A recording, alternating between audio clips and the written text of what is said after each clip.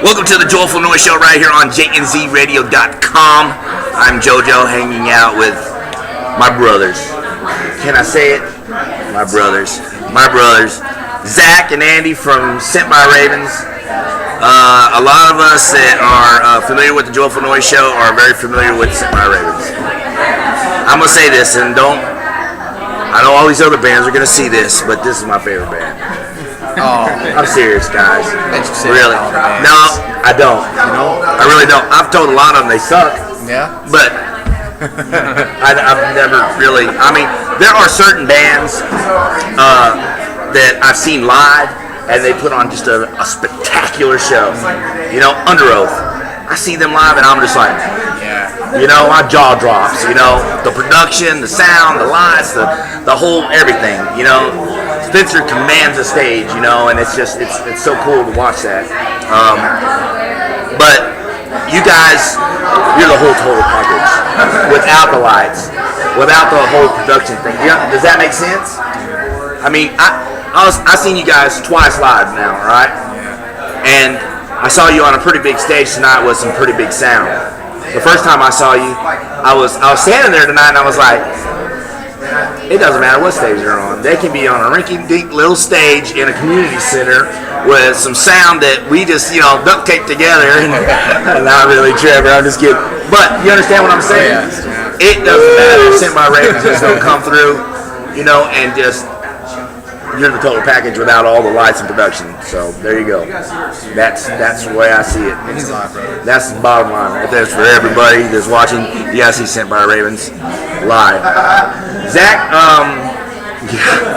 the wedding rules, sick. They're crazy. Those guys, man.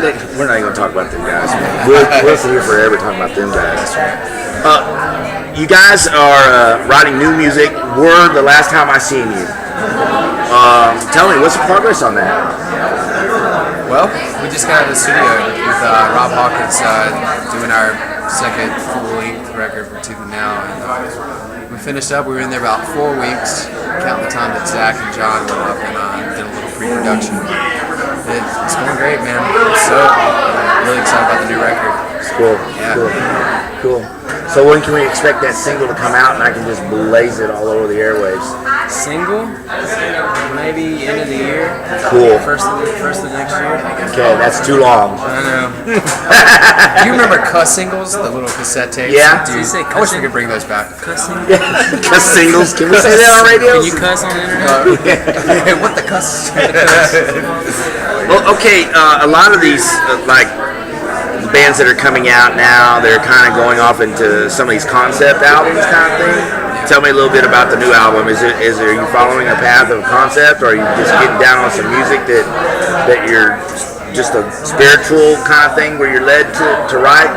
Yeah, kind of. Yeah. It's not the same as the other album as far as the viewpoint. It's a little angstier, and it's not so much about conversations with God. It's more about situational things and kind of our viewpoint on some of the things that are going on with the church and with people with us. Yeah. That's cool. But there's angsty parts in it, and there's also really hopeful moments as well. Yeah. I know that when I watch you gotta watch the live show to understand what I'm fixing to say here. It's like what you're talking about, that conversation with God. It's just like, man, this peace. You get this look on your face. You're with him right there, and there's nobody in front of you. And it's like the music is just there, and really you're like by yourself on stage in a sense. Not counting you guys out because you're we do the same thing. We saw everybody else. Well, that's what I'm saying. It's just like a thing where you guys are just in this zone, but it's a spiritual zone, and it doesn't matter how many times that you do this song. It's the same thing. It's that one-on-one with the Lord. Is that right? I mean, is that what you're going through up there? Yeah, dude. Like 4 years ago, maybe his brother-in-law told me something, and he was like, what's that? He's like, when you're on stage, you worship God, and God will minister to the people. Don't worry about him. And it's like this, fireworks went off in my head. It's like, a triangle, it's like a Trinity kind of thing. You know what I mean? Yeah. It's like you put it out yourself, and you're not, you're just completely worshiping God. He takes care of the rest. It takes stuff off. That's exactly the way I look at it too. I'm just like, he's not even doing that for us. He's just doing that for the Lord, and we are being blessed to be a part of just being in front of Him and hearing the whole, and just the music that accompanies it, and just you gotta be there to see what I'm talking about. Man, it changed like that. Just him saying, like his brother-in-law saying that, it changed the way like I saw God and perspective a lot of things. And we've all talked about this as well. It's a cool way to see it without you having to feel like an expectation to reach people. It's not you who does that. You know what I mean? It's kind of when you think about it like that, it's a realization that you don't do that. Yeah. God does that. Yeah. It kind of takes it off your shoulders. It's crazy too because like on the Joyful Noise show, man, I cut up. I have fun with it. That's it. When I'm doing the show, that's my time of peace when the whole world can do whatever it wants to. I know. See, we didn't give him enough time. Spoke to him for 30 minutes and it wasn't long enough. The whole world can do whatever it wants to, but it's me and God in that studio. You know what I'm saying? And it's like, I'll be praying before I go in the air, and I'll be like, Lord, okay, I want to disappear. I know you're going to use my voice and my hands to control stuff, but I want to disappear. I don't want none of me to be a part of this because I'm going to screw it up. And it's just like, this transformation in a way kind of just takes over. And there's a lot of times I'll do shows, won't even remember what I even did because it's just, I get in that zone, and the music is always, I don't follow traditional radio charting to where this is what everybody else is playing. I follow what the Lord is saying on my heart, going, hey, I want you to start playing this song, and I want you to start just playing it. I don't have to ask why, because that's God's deal, and that song is speaking through to people the way God's speaking through it, and that particular song. Right now, the song that I'm getting to, the song that I've been playing from Sent by Ravens is True Bride. And I've been playing it like for a month now, every show. Back to back. And I just, because I don't know, I'm having a lot of, me going through divorce 7 years ago was a tough time for me, and it crushed me, man. And I, a little bit about my separation with my children and stuff like that. But the thing is, I'm seeing that around me, in family and in friends that are close to the Lord. My separation began because I had an addiction and I made choices in life that were scary.